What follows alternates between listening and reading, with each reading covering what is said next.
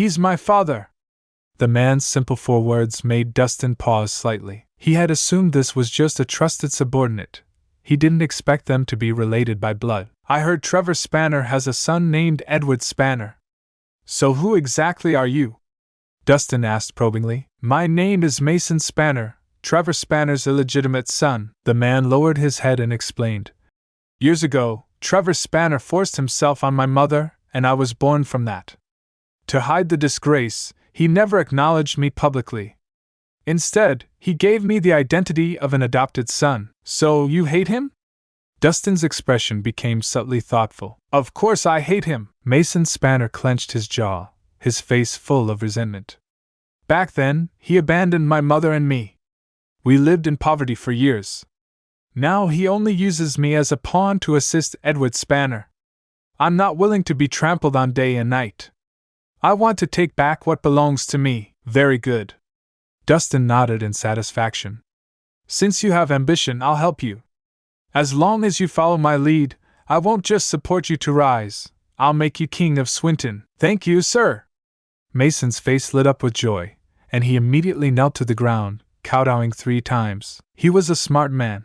He could naturally tell that Dustin was no ordinary figure. To single-handedly crush the entire Dre group, just thinking about the sheer force behind that was terrifying. Following someone like him would definitely lead to a bright future. Just call me Mr. Rhys, Dustin said. If you run into trouble in the future, call me anytime. I only ask one thing, loyalty. I swear eternal loyalty to Mr. Rhys, Mason said with a firm nod. You know how to handle the rest of this, right? Dustin asked again. I understand. Today's events have nothing to do with Mr. Rhys. It was all my doing. Mason immediately caught on. You really are a smart one. Dustin smiled in satisfaction. It seemed this pawn had real potential. Just then, a phone on the table suddenly began to vibrate. With Dustin's nod of approval, Mason picked it up and answered. Hello? What's up? Borrow money? 50 million? I heard your company still owes the bank a huge loan. You're about to go bankrupt, and you're still coming to us for money? What, trying to take the money and run? All right, I don't have time for your nonsense. Get lost. After barking out the reply, Mason promptly hung up. What was that about? Dustin asked casually. Nothing important. Just some guy named David Nolan calling to ask for a loan. Said he needed 50 million. David Nolan? Dustin raised an eyebrow. Does he have a son named Chris? I think so. How did you know? Mason looked surprised. Don't worry about it. Go on. If it were before, I might have lent it. After all, our group is in the finance business. But recently I got news that Nolan Pharmaceuticals got busted for selling fake medicine. They've already been shut down, though the news hasn't gone public yet. A company about to go bankrupt. We can't afford to risk lending to them. What if they take the money and vanish? Mason explained. Not bad. Sounds like you've gotten the hang of business. You should have no problem taking over Trevor Spanner's company. Dustin said approvingly. Thank you for the praise, Mr. Rhys. Mason said respectfully. All right, clean this place up. I'm leaving now. Contact me if anything else comes up. Without saying more, Dustin changed into a clean set of clothes and walked out of the Dre Group building. This was the first time in 10 years he had gone on a killing spree, and yet he felt nothing, no ripple in his heart. Just an eerie calm. Compared to what happened 10 years ago, this was just a small scene. Beep beep. Just as Dustin was about to hail a cab back to the clinic, a yellow Lamborghini roared up out of nowhere and screeched to a halt right in front of him. As the window rolled down, a sweet and pretty face appeared. It was a ponytailed teenage girl, around 17 or 18, youthful and radiant. Hey! You! Get in! The girl waved. Who are you? Dustin looked puzzled. What the hell? We just met yesterday and you already forgot? She looked furious. She considered herself naturally beautiful. Wherever she went, she drew attention. She was the kind of girl men fell for at first sight. And this guy had the nerve to forget her overnight? Was she really that forgettable? You do look a bit familiar. Dustin tried to recall. I think I've seen you somewhere. Yesterday. At the hospital. You treated my grandpa. Remember now? She growled, grinding her teeth. Oh. That's right. You're Natasha Harmon's sister, Rude? Dustin suddenly recalled. What Rude? My name is Ruth Harmon. Ruth! The girl exploded in frustration. She nearly slammed the gas pedal and ran him over then and there. Never in her life had she suffered such a blow. Too infuriating. My apologies, Miss Ruth.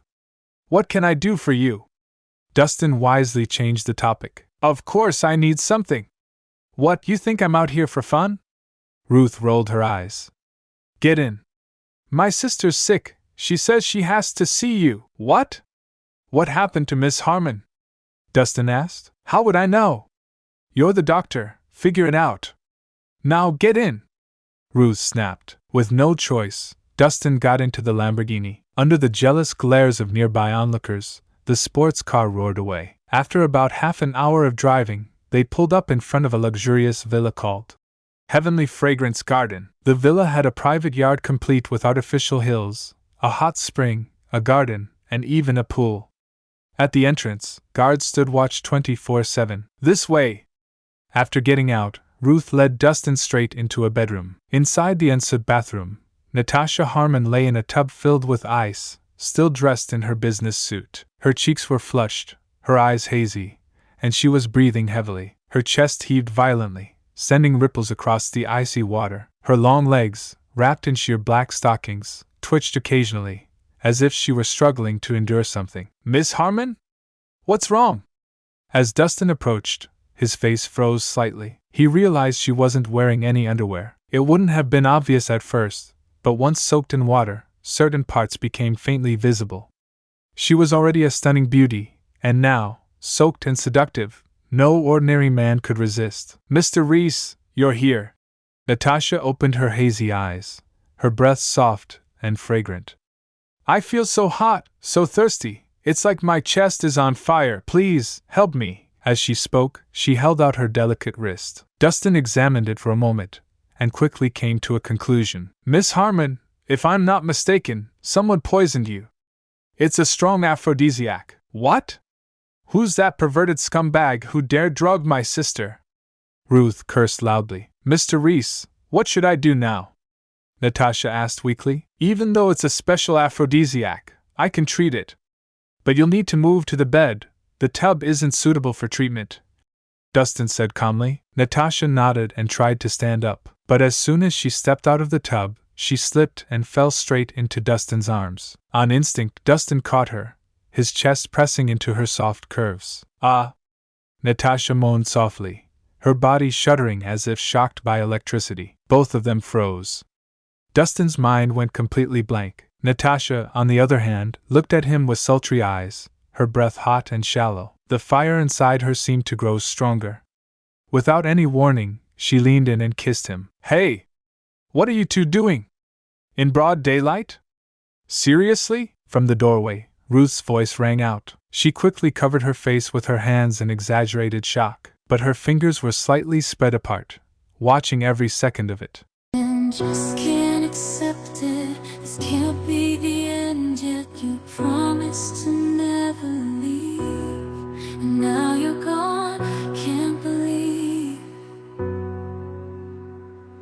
I can feel the world slipping away as you slowly fade from my everyday.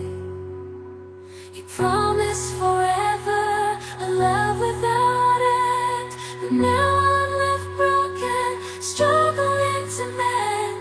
I thought we were so tight, destined for a lifetime, love with no end, love with no end.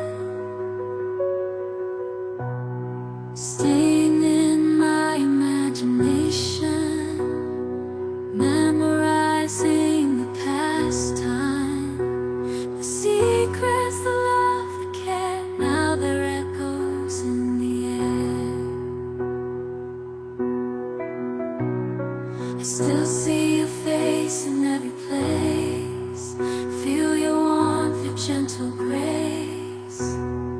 But now there's just an empty space, and I'm lost in this endless chase. keep him